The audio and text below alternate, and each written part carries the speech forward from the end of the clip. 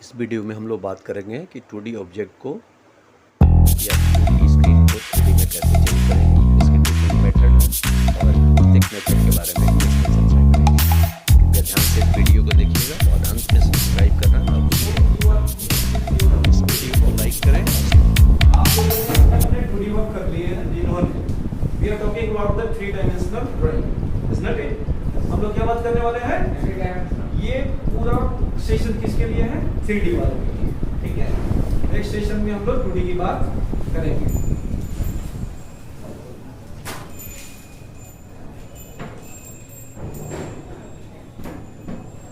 So before proceeding, I would like to know from you how well you are aware about 2D drawing and 3D drawing. What exactly the difference between both of them? इन दोनों में क्या फर्क है, मैं आपसे जानना चाहूँ। You did your 2D, I would like to know from you. 2D और 3D में क्या फर्क है? 2D में कोई प्लान बनाते हैं।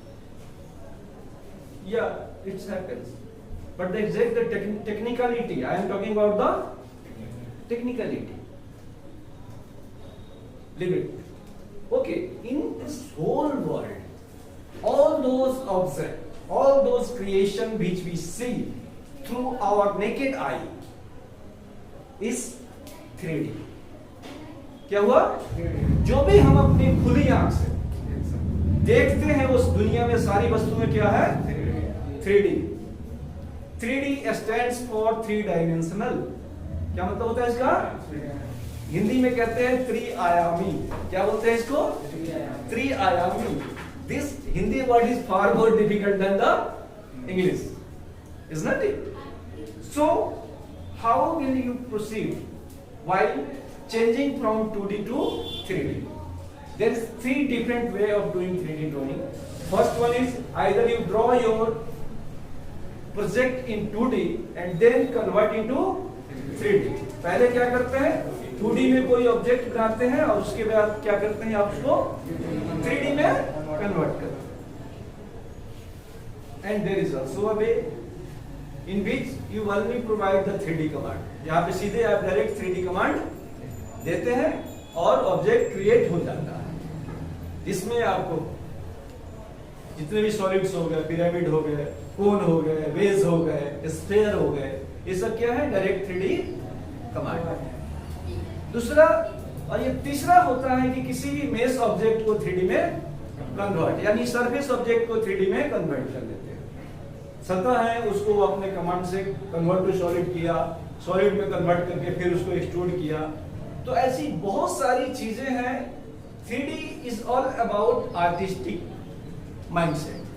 2D में हमें टेक्निकलिटी चाहिए, हमें डायमेंशन से मतलब होता है। 3D में डायमेंशन तो है, साथ में आपकी इमेजिनेशन की भी जरूरत पड़ती है। एक प्लान आपने बनाया है, एक प्लान आपने बनाया है, तो मैकेनिकल का हो सकता है, तो सिविल का हो सकता है या इलेक्ट्रिकल का हो सकता है। प्लान में क्या होगा? प्लान में टॉप व्यू से हो सकता है, उसका सेक्शन भी हो सकता है, साइड भी हो सकता है, लेफ्ट राइट कोई भी हो सकता है। लेकिन जब हम लोग 3D में उसे बनाना चाहेंगे तो हमें चाहिए 30 डिग्री एंगल पे कम से कम उसका 3 व्यू चाहिए होता है। और 30 डिग्री एंगल पे किसी भी चीज को रोटेट करते हैं, आप सिंपली रोटेट करते हैं। This is an object while you are seeing from the top. जब आप इस टॉप से देखते हैं, कैसे देखते हैं? तो ये कैसे दिख रहा है? रेक्टेंगल दिख रहा है। There is a length and there is a view, ठीक है। जैसे ही अपने आई विजन के पास लाते हैं, कहां लाते हैं? और इसको 30 डिग्री एंगल पे चेंज करते हैं तो आपको ये हाइट भी दिख रहा है। क्या दिख रहा है? हाइट भी दिख रहा है। अब ये देखना है कि जब हमें बाय डिफॉल्ट हमारा टॉप जो स्क्रीन है वो नॉर्थ होता है। क्या होता है? तो ये कॉर्नर क्या होगा? साउथ वेस्ट हो जाएगा। क्या हो जाएगा? South east, north east, north west, यही ना होगा। तो अब आप जब ड्राइंग करते हैं 2D से ड्राइंग करते हैं तो क्या करेंगे? आप कंप्यूटर के पीछे चले जाएंगे? नहीं, इमेज को आप लोग क्या करते हैं? व्यू चेंज करते हैं। तो 2D XY है और 3D XY। कितना सिंपल है। यहां पे चीजों को समझने के लिए आप देखते हैं कि ये हमारा एक लाइन है हमारे स्क्रीन पे, इसको X बोलते हैं और इसको Y। ठीक है, हमने इस XY एक्सिस में एक ऑब्जेक्ट बनाया है जिसमें लेंथ है और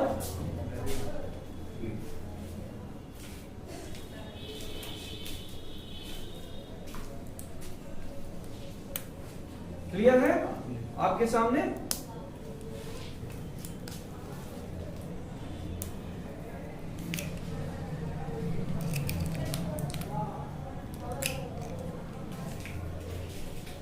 इसका एक आपने डायमेंशन रख लिया कुछ भी,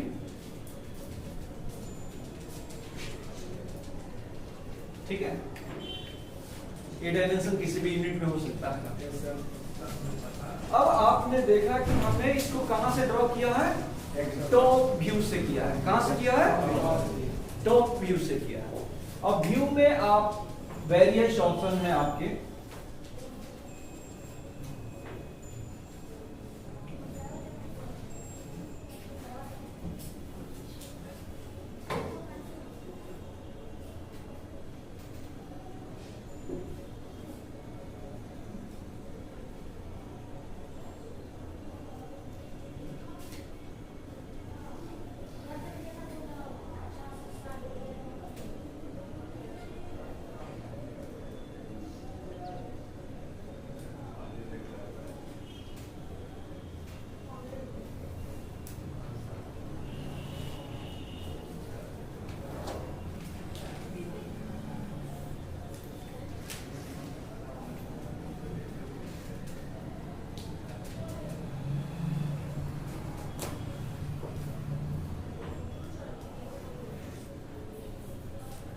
ठीक है।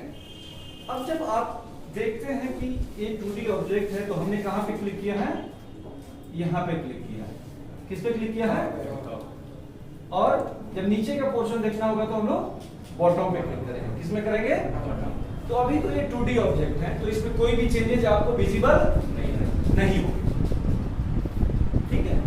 अब सवाल ये आता है कि अब 2D में है तो हम लोग 3D में कैसे जाएं, होता है ना, हाउ टू चेंज।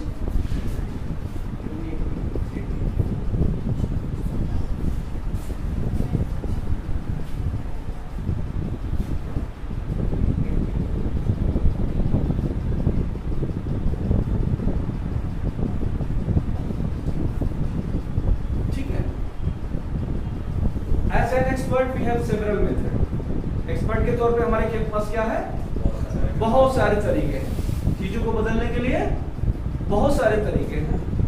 अब एक तरीका होता है कि हमारे पास यहाँ पे व्यू बटन बने हुए हैं, तो हमने यहाँ पे SW, क्या बोलते हैं इसको, साउथ वेस्ट आइसोमेट्रिक। क्या बोलेंगे, बहुत से बच्चे कंफ्यूजन होते हैं उनको कि आइसोमेट्रिक ड्राइंग और 3D ड्राइंग में उनको अंतर स्पष्ट नहीं होता। कल एक लड़का काम कर रहा था, वो क्या किया, 2D में ही ड्राइंग बनाने लगा, 2D ड्राइंग बनाने लगा, किसमें, 3D आइसोमेट्रिक। तो उसको लगा कि यही आइसोमेट्रिक व्यू नहीं, हम 2D स्क्रीन को आइसोमेट्रिक में चेंज कर लेते हैं। क्या कर लेते हैं, 2D स्क्रीन में जो रेक्टेंगुलर स्नैप है उसको हम लोग आइसोमेट्रिक स्नैप में चेंज कर लेते हैं और ड्राइंग कर लेते हैं। समझ में आ रही है। तो डिफरेंशिएट करना जरूरी है कि 2D वास्तव में क्या है, 3D क्या है और आइसोमेट्रिक ड्राइंग क्या है, ठीक है। मैकेनिकल में जो भी जितने प्रोजेक्ट हो गए पाइपिंग के, उसको आपको आइसोमेट्रिक में करने होंगे, स्क्रीन क्या होगा आपका, 2D होगा, ठीक है। अपने अपने सेगमेंट को समझना जरूरी है कि कहां पे किस तरह का काम होता है। 3D रियलिस्टिक विजुअलाइजेशन के लिए होता है। किसके लिए होता है, मॉडल कैसा दिखेगा, यानी आप घर बन गया कंप्लीट कैसे दिखेगा। कोई मेटल ऑब्जेक्ट है तो वो कैसे कंप्लीट होने पे उसके साथ मेटल का शाइनिंग, कलर वगैरह टेक्सचर के साथ कैसा दिखेगा, ठीक है।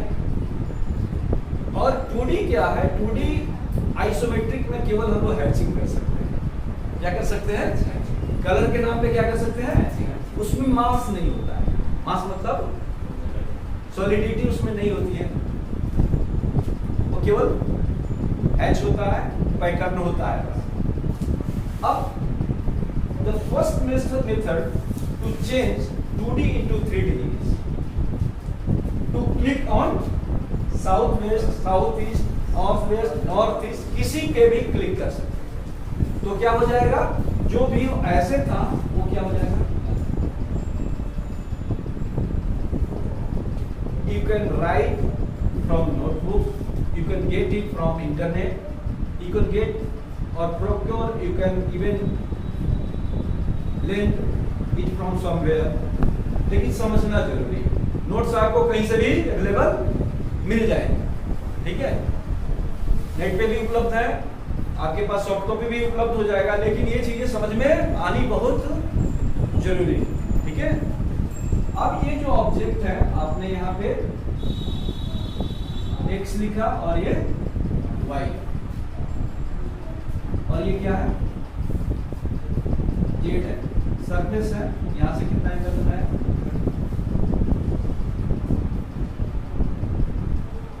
कौन सा ऑब्जेक्ट था, यही वाला। अब इसकी पोजीशनिंग क्या होगी, इसकी पोजीशनिंग क्या होगी, इसकी पोजीशनिंग हो जाएगी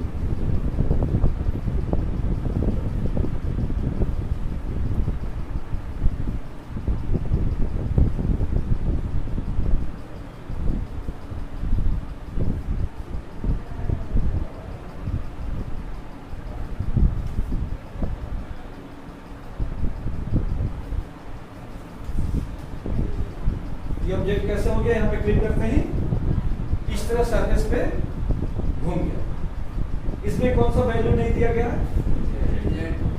जेड। इस जेड वैल्यू को ऐड करने के लिए हम लोग बहुत सारे कमांड, कोई प्रेस टूल यूज करता है, कोई एक्सट्रूड कमांड यूज करता है, ठीक है। तो अब ये देखेंगे कि ये जेड अगर यहाँ पे आता है, जेड को यहाँ पे प्रेजेंट करते हैं तो कैसा ये दिखता है।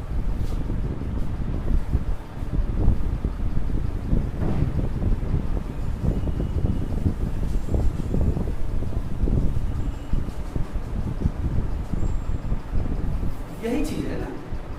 अब इसमें क्या आ गया, वॉल्यूम आ गया, यानी हमने हाइट दे दी।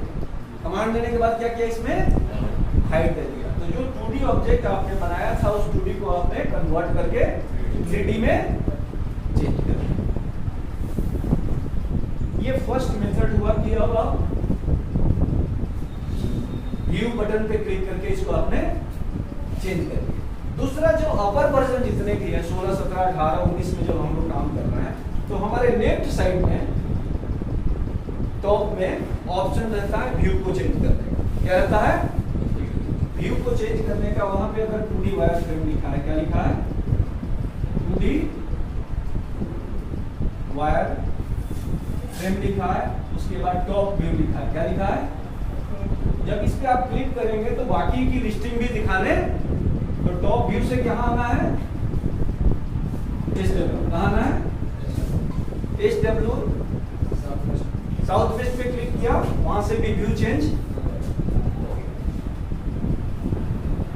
तीसरा चीज है, आइदर आपने कमांड दिया वी इंटर, क्या दिया, आपके पास जो विंडो आया उसमें से आप पर्सपेक्टिव चूज करोगे। क्या चूज करोगे,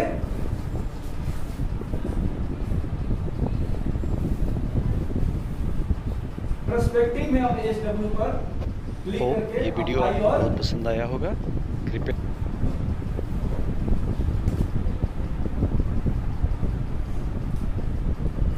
कितने मेथड हो गए, 2D से जाने में 3D 3 मेथड हो गए।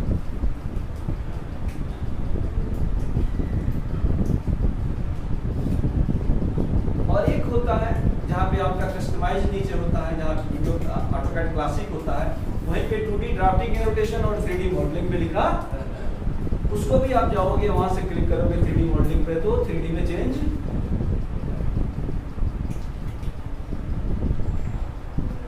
समस्या तो एक थी, समाधान कितने मिले?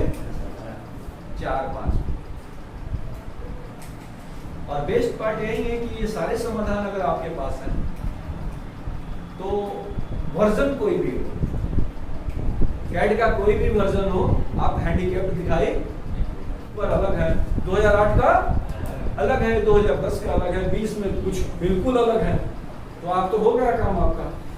अब हर वर्जन के लिए क्या करते, इंस्टीट्यूट जाके ज्वाइन करते, सर 2010 सीखा था 2020 सीखना है, हम लोग के तो मजे आ जाए।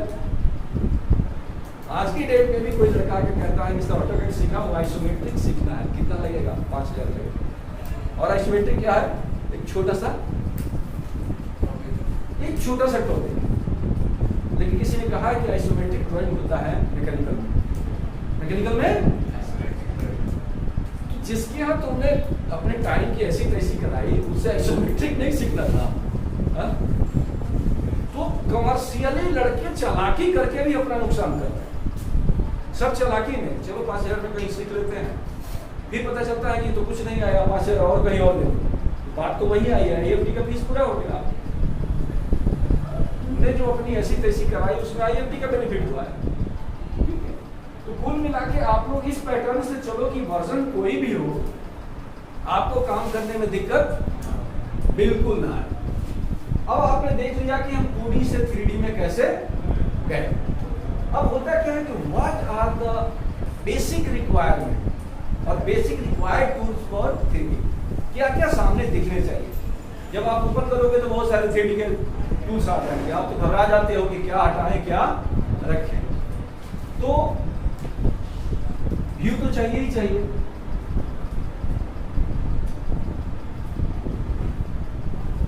ठीक है। दूसरा विजुअल स्टाइल चाहिए, क्या चाहिए? तीसरा चाहिए ऑर्बिट, क्या चाहिए?